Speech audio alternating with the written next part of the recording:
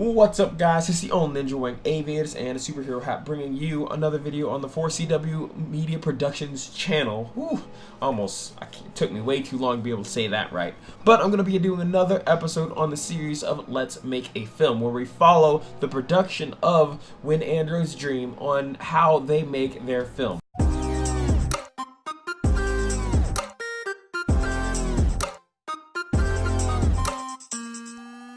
So, last episode we talked about how you can make your own fight scene with whoever you want, your friends, other, cast members, whatever. You can make a fight scene and fit it into your world. Have your characters fight certain ways and do all that fun stuff. If you want to check out that episode, definitely check out the playlist and the video that I posted, like 2 weeks ago. Check that out. But for this one, we're going to talk about clothing, because here's the thing: you can have a really cool fight scene, but if you're all wearing, pajamas, it's not going to look super dope. So instead, we're going to talk with Glenn about how you can armor your characters, make a design that fits the story you're trying to tell and the world you're trying to build, and bring it all together to make your characters look awesome. And because, again, I have zero experience in doing this, I'm going to hand it over to Glenn.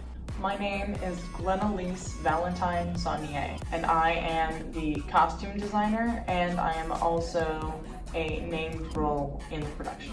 I have been acting on stage in performances since I was 7 years old. I have been doing costume designing and learning how to costume design in college since my freshman year, and I am now in my sophomore year of college, so less than a year.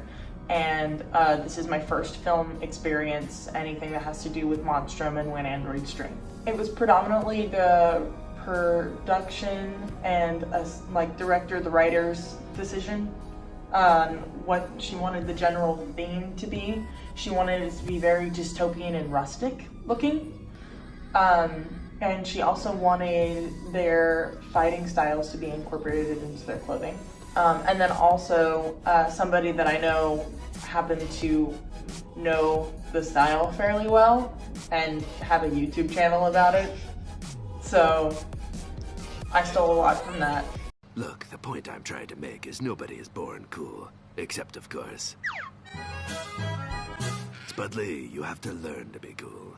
Making the armor for extras and for some of the named characters, some people are doing it themselves because they have the know-how, and this is a small production, so there's not a lot of finances that we can draw off of for the costumes. So some people are making their own armor out of foam. I'm sticking to having all of the extras have the same type, which is basically plaster, like you would use for old-fashioned casting. It doesn't hurt the actors in any way. Like, if someone punches it, it's been stress tested, like, it's not going to hurt anybody. So bad being on camera. Hey. What we're doing is we're putting it on people. We're going to sand it down a little bit so that the fibers aren't as prominent in it, and then we're going to paint it several times. And then, because it's plaster and it's made out of cloth, we're going to take like little sutures and just do the corners into the clothing so that it can just be cut off of the clothing and the clothing can be reused. Because it's also important in a production team to be able to reuse it for future films or future productions of any kind.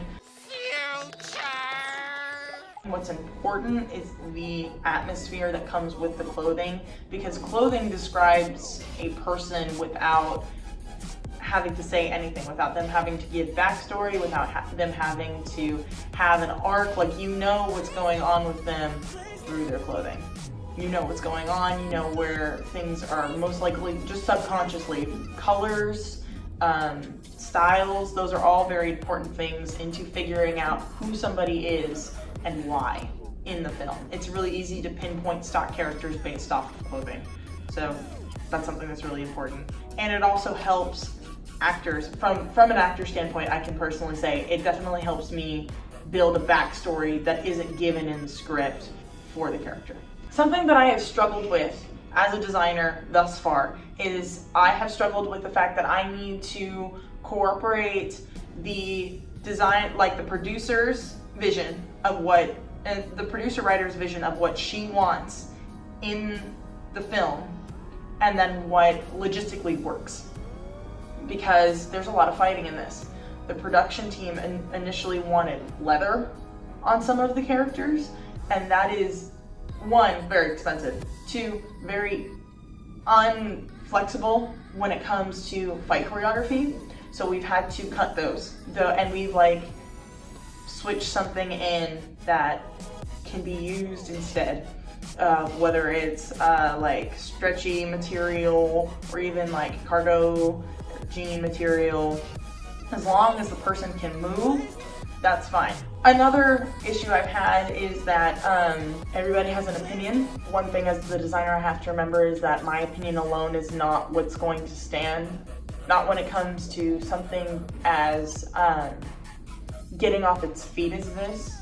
Because whenever we get promoted, because we will, whenever we get upgraded to getting more finances and stuff like that, my position will have more power, because there will be more in saying, this is what I want, we have the ability to purchase this, as opposed to saying, this is what I want, but we don't have the money for this, so something like this. Does that make sense? Designing wise, it's very difficult. I personally would suggest going through schooling, and because I went from learning about it to doing it. There's an in-between that you should find, because it's very stressful. That stress that you didn't expect.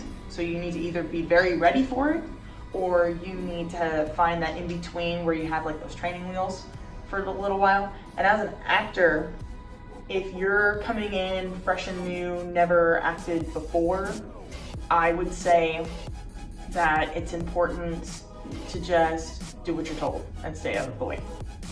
And just do what you know how to do and work with the other actors. You're not in charge of the other actors. Don't give your acting opinion to other people. They don't want it. If you're coming at this from you've had experience on stage before, it's nothing like stage at all. I've been on doing stage productions basically my entire life.